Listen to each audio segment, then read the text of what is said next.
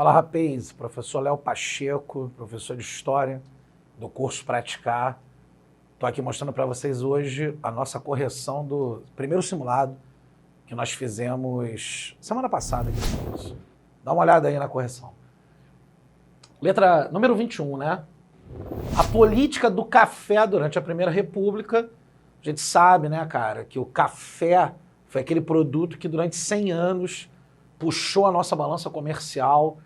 Ele começa ali desde o finalzinho do período colonial, ali finalzinho do século XVIII, consumo interno, decola para valer na década de 1840, junto com o Segundo Reinado, primeiro no Vale do Paraíba, depois na direção oeste paulista.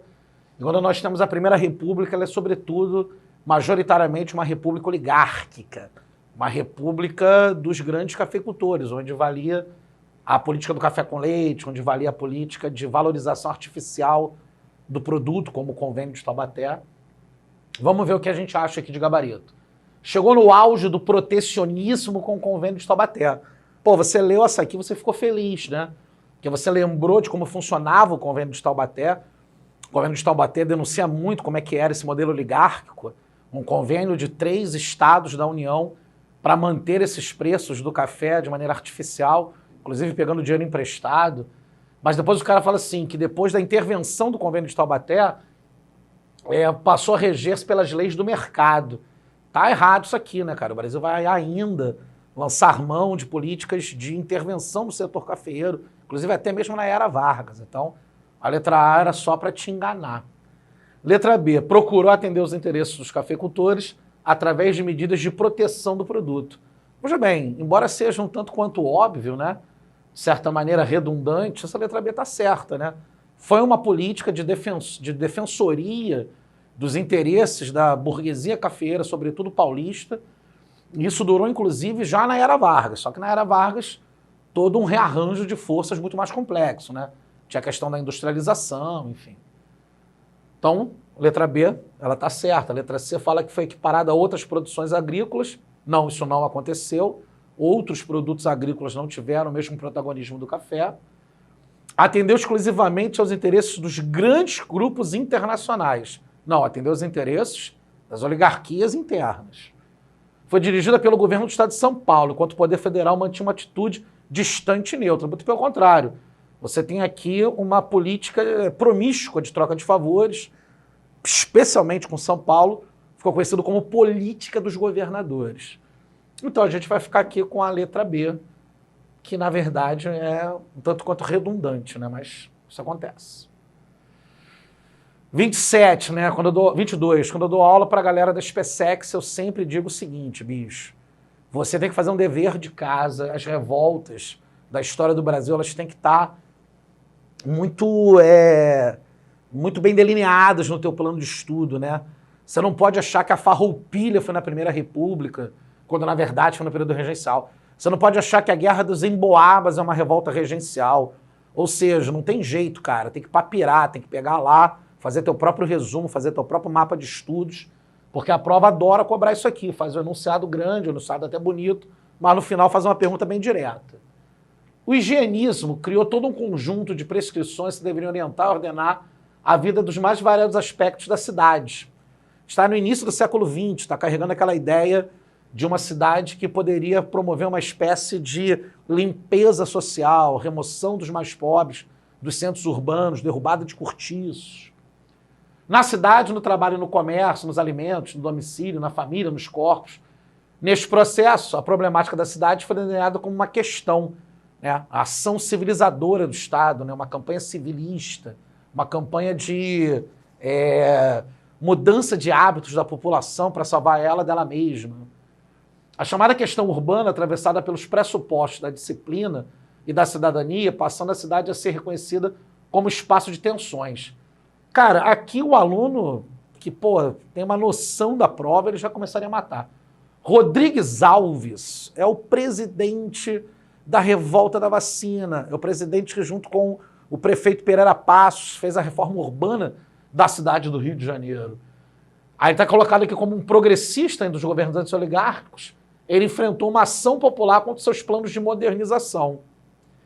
A revolta da vacina, apesar de ter esse nome, A vacinação obrigatória é a gota d'água, é o estopim. Todo o processo que leva ao descontentamento, que gerou o movimento em si, tem a ver com essas intervenções urbanas que haviam começado alguns anos antes. Tem a ver com Bota Abaixo, desmanche do Morro do Castelo. Toda essa convulsão acabou estourando lá em novembro de 1904, na semana que deveria se comemorar a proclamação da República. Então, tem que ser revolta da vacina. Campanha civilista tem a ver com as eleições de 1910, nem revolta foi. Revolta da Chibata, é contemporânea da Primeira República, mas é uma revolta intestina ali da Marinha Brasileira que denunciava questões socio-raciais do período, não tem a ver com higienismo, com reforma urbanística. A Revolta de Canudos é um movimento messiânico da Primeira República, ainda no século XIX, e a política das salvações está lá junto com a campanha civilista no pleito de 1910, né? Hermes da Fonseca versus Rui Barbosa. Tinha que ser letra B, tá, galera? Tinha que ser letra C. Revolta da vacina. Era só associar Rodrigues Alves e a questão do higienismo. Vamos para a 23. A 23 continua aí no âmbito das revoltas da Primeira República. E a Guerra do Contestado. A Guerra do Contestado, não a Guerra de Canudos, ela não acontece no sertão da Bahia. A Guerra do Contestado aconteceu na fronteira entre Santa Catarina e o Paraná. Mas assim como a Guerra de Canudos, é um movimento messiânico. A palavra Messias vem do fato da gente ter um líder que é, de fato, um líder político, social, mas ele tem uma áurea mística sobre ele. Antônio Conselheiro, lá em Canudos, era o cara que falava em fim de mundo, falava em milenarismo, chamava a República de Anticristo. Aqui na Guerra do Contestado, a gente tem a figura do José Maria, cara. José Maria é demais. Ele se autoproclamava monge e associava a formação ali da Guerra do Contestado a um tipo de monarquia carolíngia. Era uma coisa bem complicada do ponto de vista religioso. Agora, num ambiente muito tenso, num ambiente marcado pela pobreza, pela miséria, pela exploração já do capital estrangeiro, aqui no caso, da Brasil Railway Company, você começava a entender melhor por que esses sertanejos davam ouvidos a esses líderes messiânicos. Então é isso, hein? Cuidado, eu mesmo dei uma escorregada. Canudos é sertão da Bahia, Contestado é na área de litígio entre o Paraná e Santa Catarina. Movimento anarquista, não vou nem ler o resto, galera. Anarquismo, não. Movimento aqui é de cunho messiânico. Movimento liderado por integrantes do Partido Comunista. Peraí, minha gente. O Partido Comunista só vai ser fundado em 1922. Não bota isso no conta da galera que é vermelha, não. Uma revolta da oligarquia catarinense? Não, não pode ser uma revolta oligárquica. Se parte de sertanejos desvalidos. Conflito armado entre setores da oligarquia catarinense que disputavam o controle político do Estado. Cara, até tinha disputas coronelísticas ali na região, mas não é isso que acaba desembocando na guerra em si. Movimento milenarista, milenarismo aqui significa acreditar no fim do mundo, acreditar no apocalipse, acreditar que o que está na Bíblia de fato vai acontecer e esses líderes messiânicos podem te levar para uma salvação. Desafiava o poder republicano, acreditava no estabelecimento de um reino sagrado. Vou usar aqui uma nomenclatura de livro didático, né, que vocês usam para estudar a prova.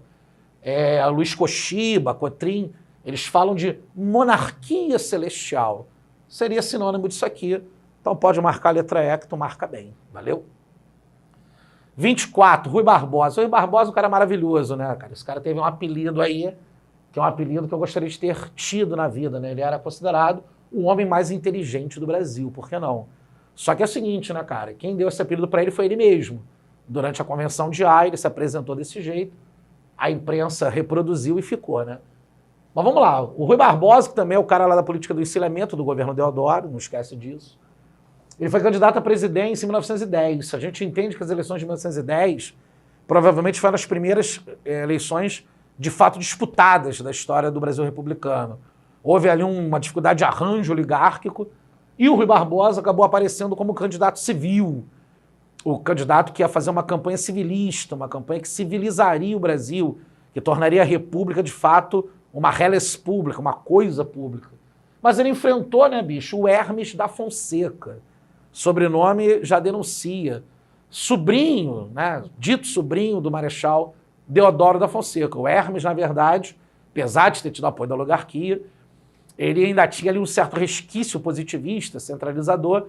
Ele veio com a política das salvações, achando que em alguns lugares do Brasil era necessário agir contra oligarquias, que, enfim, acabavam atravancando a própria República. Aí está lá o nosso amigo Rui Barbosa declarando, né?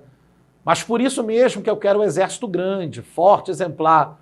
Não queria pensando sobre o governo. Ele acha que o exército não tem que se meter com o governo. Quem governa é a nação. O exército, como os demais órgãos do país, obedece. Obedeceria aí, digamos, uma estrutura republicana. Só vou lembrar o Rui Barbosa, né, esse é um debate mais longo, desde a Guerra do Paraguai, politicamente, o exército brasileiro faz um papel político de salvador da pátria. Então, assim, vários eventos históricos que a gente estuda, como a Revolução de 30, a Proclamação da República, o regime de 64, a própria redemocratização de 85, o exército é protagonista desses momentos, né? Então, Rui Barbosa, na prática, essa tua fala, ela se perde um pouco. O exército brasileiro tem atuação política, desde a Guerra do Paraguai. O pessoal que estuda para a prova sabe disso. O que será que ele está expressando aqui? Uma crítica ao governo militar do Marechal Deodoro? Não, galera, o Marechal Deodoro já tinha morrido até, o governo tinha acabado. O Barbosa foi ministro Deodoro. Crítica à candidatura do seu oponente. Quem é seu oponente? É o Hermes da Fonseca, sobrinho de Deodoro, valeu? Ele não está defendendo uma atuação política do Exército, pelo contrário, ele acha que o Exército tem que ser grande, tem que ser uma maravilha, mas ele não deve se meter com política. Talvez ele comungue daquela ideia de que o Exército foi criado para defender a soberania nacional, para isso que ele serve. Resposta à tentativa de golpe militar do Marechal Floriano, não, isso nunca aconteceu. O Marechal Floriano, sim, assumiu a presidência, desrespeitou a Carta de 91 a não convocar eleições depois da renúncia de Deodoro, mas não houve golpe nesse sentido, né? Recusa do apoio da oligarquia paulista. Não. Então vamos ficar com a letra B. A 25 acabou sendo falado um pouco lá em cima, né? O Rio de Janeiro, cara, que era a capital da República também, além da revolta da vacina, ela foi protagonista das revoltas da Armada que aconteceram nos governos, a primeira no governo Deodoro, quando ele fechou o Congresso, e a segunda no governo Floriano Peixoto, justamente quando ele não convoca as eleições após a renúncia, né? Aqui fala que a cidade do Rio de Janeiro foi bombardeada em 93. Cronologia ajuda, né? A revolta da vacina teve um quebra-pau danado, mas ela é 1924. Revolta da Chibata, onde você tem ali a possibilidade que ocorra o bombardeio, é de 1910. Só sobra pra gente a revolta da Armada, tudo bem? Letra C, para ser mais específico, a segunda revolta da Armada. Questão tipicamente aí de domínio factual. 26. O regime político conhecido como Estado Novo, implantado pelo governo do próprio Getúlio em 37, pode ser associado. Estado Novo é a ditadura do Vargas, com forte influência fascista. Não é fascista. O Brasil não teve um fascismo que chegou ao poder. O Brasil tinha um grupo político fascista, que era a AIB, mas a AIB não chegou lá. O governo do Vargas ele tinha influências fortíssimas. Para usar um termo mais contemporâneo, era um governo fascistoide. Radicalização política representada pela ANL. A ANL, Aliança Nacional Libertadora, era uma frente de esquerda dominada pelo Partido Comunista. E a AIB, de orientação fascista. Esse é o gabarito. O Estado Novo acabou sendo uma resposta primeira à possibilidade de uma radicalização de esquerda. Vou te lembrar que depois que Getúlio botou a ANL na ilegalidade, você tem o famoso episódio da Intentona Comunista, de 1935. A Intentona, inclusive, ela floresce uma perseguição terrível aos comunistas, e o famosíssimo plano Cohen, que eu sei que você já estudou, um plano forjado pela polícia do Vargas, pela polícia política, uma mentira, diga-se de passagem, serve de pretexto para instaurar uma espécie de paranoia anticomunista que referenda o Estado Novo. O Estado Novo ele não é fascista, ele é fascistoide, mas do ponto de vista da estrutura política, ele chega a ser pior que o Terceiro Reich, cara. Porque o Terceiro Reich tinha partido único, que era o partido nazista. O Estado Novo nem partido político tinha, ele era apartidário. Então, na ausência de um partido político, sobrava o Vargas, o que é uma característica muito, muito fascista, muito totalitária. A AB fala em modernização econômica do país, conflito com potências capitalistas. Para com isso, conflito nada. O Brasil entrou na guerra ao lado dos Estados Unidos, recebeu uma grana violenta. O Vargas aproveita isso para fazer CSN, para fazer FNME, então foge disso. A ascensão dos militares em direção aos principais órgãos públicos já delineava o quadro da Segunda Guerra Mundial. Não.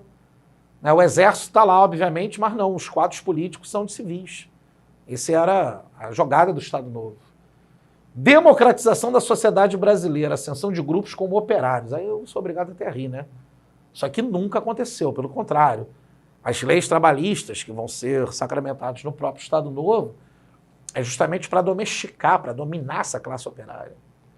Retorno das oligarquias agrárias ao poder. Peraí, bicho, nem depois do Estado Novo, né? Depois do Estado Novo a gente mergulha no período populista, que é um período marcado por predomínio de lideranças urbanas. Ficamos com a letra A. Vamos só voltar aqui na 27. 27, cara, a gente merecia até pular, hein? Porque ela é bem assim... Faltou aquele texto melhor. Segundo as teorias desenvolvimentistas, estou fazendo um esforço aqui, vou entender desenvolvimentismo aí, imperialismo, né? Tudo aí que envolveu as guerras mundiais do século passado. A guerra tinha que ser concebida em que sentido? Necessidade de ampliar o mercado interno. Quando você tem um conflito, esse conflito, se você pegar o Brasil como referência, você não tem mais a possibilidade de importar dos seus principais fornecedores, como, por exemplo, países europeus que vão estar envolvidos na Grande Guerra. Se você não consegue mais importar, você parte para uma política de substituição dessas importações. Então, nesse sentido, você tem uma política desenvolvimentista ligada ao contexto de guerra, onde você aproveita que há essa ruptura, que há esse nicho, para poder preenchê-lo justamente com projetos de desenvolvimento tecnológico, eventualmente fabril. Então, a melhor alternativa aqui é a letra A. 28. O clima de tensão oriundo da expansão imperialista na Ásia, determinador do primeiro conflito mundial, pode ser avaliado pelas... Aí a gente tem que ler com muito cuidado, né, cara? Essas questões às vezes são bem capciosas. Letra A. Rivalidade entre franceses e ingleses na Indochina, entre ingleses e russos na Ásia Central, entre russos e japoneses na Manchúria e na Coreia. Cara, quando você se deparar com uma questão dessa, a dica que eu dou é ler uma por uma e fazer por eliminação. Porque ao contrário de outras questões que a gente resolveu, essas aqui, questões como essa, tem muita informação. A prova da SpaceX, ela tem questões que são desse jeito. Vamos deixar essa A em suspenso e tentar achar algum erro nas outras. Política de aliança entre russos e japoneses. Eu já faço o contraponto. Aliança entre russos e japoneses, não, gente. Conflito de 1905 é justamente quando os japoneses surpreendem o Império Russo e os vencem ali na região da Manchúria, o que inclusive é motivo de grande vergonha desse Império czarista. Então, a aliança entre russos e japoneses, você já detectou o erro, joga a letra B fora. Tensões entre o Império Inglês e o Império Chinês, em torno da Coreia e da Manchúria, com o apoio da França e Inglaterra. Peraí, galera, tensão entre o Império Inglês e o Chinês? Essas tensões até ocorrem quando você tem lá a Guerra do Ópio. Beleza.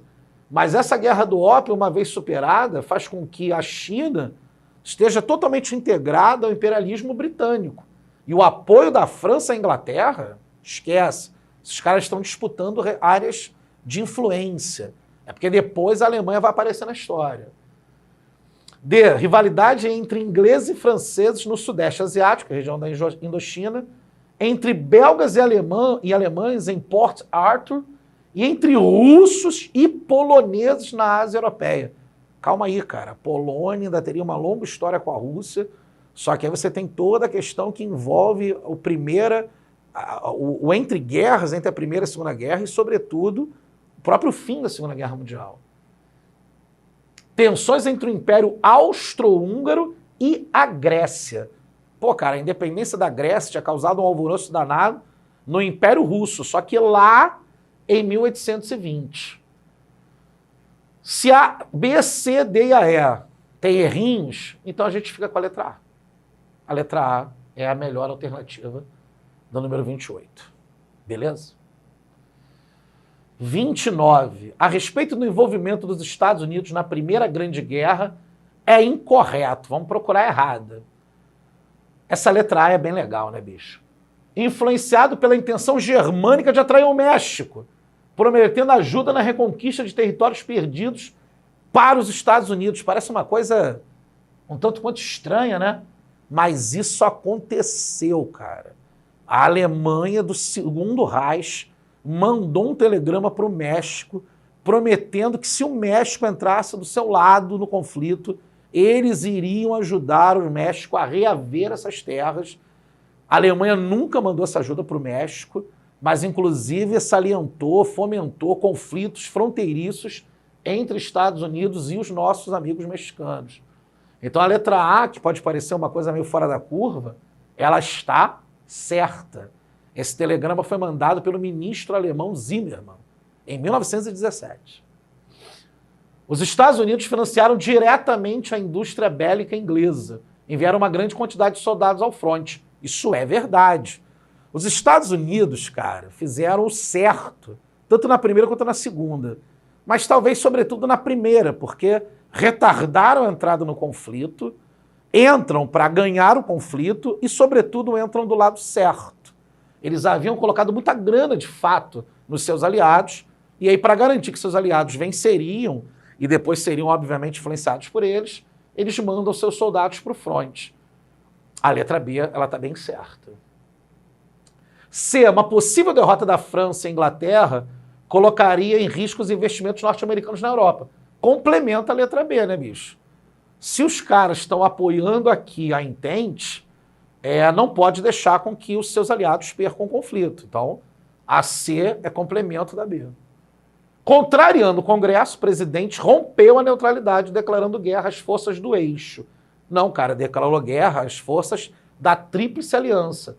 E não contrariou o Congresso, não. Houve uma primeira opção por neutralidade e depois, com o apoio do Congresso, eles vão para a guerra. Então, a letra D, ela está com seus erros. Se é para marcar a letra D, o gabarito. Se é para marcar a incorreta, o gabarito é a letra D. Tudo bem, galera? 30. Qual a publicação do livro do economista inglês Robson? Imperialismo em Estudo? Um estudo, 1902, difundiu-se o significado moderno de imperialismo. Passou a ser entendido como. Isso aqui é sinistro, né? Porque é uma daquelas definições que variam muito de autor para autor. Vamos ver se a gente, usando o nosso conhecimento, a gente acha certo. Um esforço despendido pelas economias centrais no sentido de promover as economias periféricas. Está louco, né, cara? A economia central quer explorar as periféricas. Então, na verdade, o imperialismo, ele, em grande grau, ele reproduz os colonialismos que vêm lá do mundo mercantil. Só que agora numa versão século XIX, uma versão mais agressiva. Não tem como ser a letra A, não tem como tu promover a periferia, você vai explorar a periferia. Condição prévia e necessária ao incremento do desenvolvimento industrial dos países capitalistas. Olha, os países capitalistas, especialmente a Inglaterra como pioneira, já haviam se desenvolvido lá no século XVIII, né? O imperialismo, nesse caso, seria consequência, não uma condição prévia, né? Vamos ver se a gente acha uma melhor. Um acordo entre as potências capitalistas visando dividir de forma pacífica. Cara, quando tu chegou no Pacífico, tu morreu de rir. Porque essa ideia de pacifismo aqui no imperialismo não existe. Os caras tentaram até ser civilizados, vamos dizer assim. Na Conferência de Berlim deu tudo errado. O que eu costumo sempre dizer é que o último round desse imperialismo tradicional do XIX, é justamente a Primeira Guerra Mundial, quando os caras resolvem, digamos, suas diferenças da forma mais violenta que eles poderiam. Então, associar o pacifismo ao imperialismo é um erro grosseiro. Não tem como ser a letra C. Expansão econômica e política em escala mundial de economias capitalistas na fase monopolista. Pô, cara, isso aqui é aquela definição de almanaque, né, cara? Guarda aqui no teu coração. A letra D, ela tá certa. Tudo bem? 31. Na segunda metade do 19, em face do avanço do Ocidente na Ásia, a China tornou-se como a Índia uma colônia, com a única diferença de ser dominada por várias potências e não apenas pela Inglaterra. Vamos com calma, né, galera? Na verdade, a Inglaterra tinha um jeito imperialista de ser sofisticado, né? Ao invés de usar a palavra colônia, usava a ideia de protetorado. Aliava-se às elites locais, mantinha os interesses e privilégios dessa elite, justamente para fazer sua penetração capitalista. Vamos ver as outras. Reagiu como o Japão, realizando ao mesmo tempo um processo de restauração e modernização econômica. Não, né, gente? A China não passou por esse processo. No Japão, a gente chama isso de Era Meiji, mas na China, não. A China ela vai ter toda uma história ligada no século XX à Revolução Comunista de 1949, e se for para falar de modernização econômica, aí é só a China dos últimos 40 anos. É essa espécie de segunda Revolução Chinesa que vem sendo feita desde 78 com Deng Xiaoping. Então, essa está errada. Manteve-se o seu estatuto como Império Celestial, manteve mesmo, ao preço de enormes perdas e concessões a potências ocidentais. Essa está certíssima, né? São aqueles incríveis acordos desvantajosos que a China foi obrigada a fazer. Essa ideia de império, né, a República Chinesa, ela só seria proclamada em 1921, com a ação do Kuomintang e do Sun Yat-sen. Então a gente fica feliz com a letra C, tudo bem? Estamos chegando no final, hein? 32, aliás, chegamos no final. No início do governo de Abraham Lincoln, os Estados Unidos apresentavam-se divididos. Na palavra do presidente, era uma casa dividida contra si mesma. Vale lembrar, cara, de novo, né, já que eu falei que os Estados Unidos mandou bronca nas guerras mundiais, cara, assim, durante um tempo tudo deu certo para os caras, assim como aconteceu com a Inglaterra. A gente pode perceber o seguinte, você faz a Revolução Americana lá no século XVIII, importante, primeiro Estado-nação da América. Essa revolução, ela veio seguida de uma intensa expansão territorial. Os caras são muito bem sucedidos na chamada Marcha para o Oeste. As 13 colônias originais vão virar 50 estados. E nesse processo, a Guerra de Secessão ela é nevrálgica, porque ela marcava ali o que os Estados Unidos poderia se tornar e acabou se tornando. Para mandar no mundo, digamos assim, para ser a maior potência do imperialismo, como vai ser conseguido no século XX, era necessário arrumar a casa, como diz o Lincoln aqui. E arrumar a casa aqui era não deixar que a casa fosse dividida. É até interessante falar sobre isso, porque a República norte-americana, estadunidense, ela é pensada no primeiro momento em agregar pessoas, agregar estados. Então você sempre tinha uma preocupação em entrar, mas não necessariamente uma preocupação em sair. Então quando houve a possibilidade de não referendar a eleição do Lincoln por causa do fim da escravidão, alguns estados do sul preferiam ter seu próprio presidente, preferiam ter seu próprio país, né? Seriam os estados confederados. A capital seria em Richmond, o presidente era o Jefferson Davis. Então assim, a ocorrência da Guerra de Secessão e a vitória do Norte foi fundamental para que os Estados Unidos, no próxima fase, final do 19, já começasse a pensar em abocanhar o mundo. Então você vai ter no final do século XIX a doutrina do Big Stick, a política do Big Stick, o coronário Roosevelt, que já era os Estados Unidos esticando seus tentáculos ali na América Central e mais tarde na Europa. Por tabela Brasil, por aí vai. Vamos lá. Número 1. Os sulistas favoráveis ao sistema escravista reagiram com hostilidade à eleição de um presidente contrário à expansão do sistema. Tá certíssimo. Isso aqui não é necessariamente abolicionismo, não. O pensamento aqui dos caras é capitalista. Já que eu estou formando novos estados, já que a gente está marchando para o oeste, esses caras que vão vir, eles vão adotar trabalho livre ou trabalho escravo. Isso era um debate. Então vai ser decidido na guerra. A secessão sulina era um rude golpe para o país, face o caráter complementar das economias do Norte e do Sul. Corretíssimo, desde a época da colônia. O comércio triangular enriqueceu bastante as colônias do Norte, mas isso dependia muito da agroexportação do Sul. Então, se você separa essa área que estava integrada economicamente desde a época da colônia, desde a ideia da negligência salutar, do self-government, obviamente os Estados Unidos não seria a potência que acabou sendo. Os estados nortistas não abriram mão da política livre-cambista. Calma aí, o cara trocou tudo. Os estados do norte, eles eram protecionistas, até porque ambicionavam ter seu próprio projeto industrializante.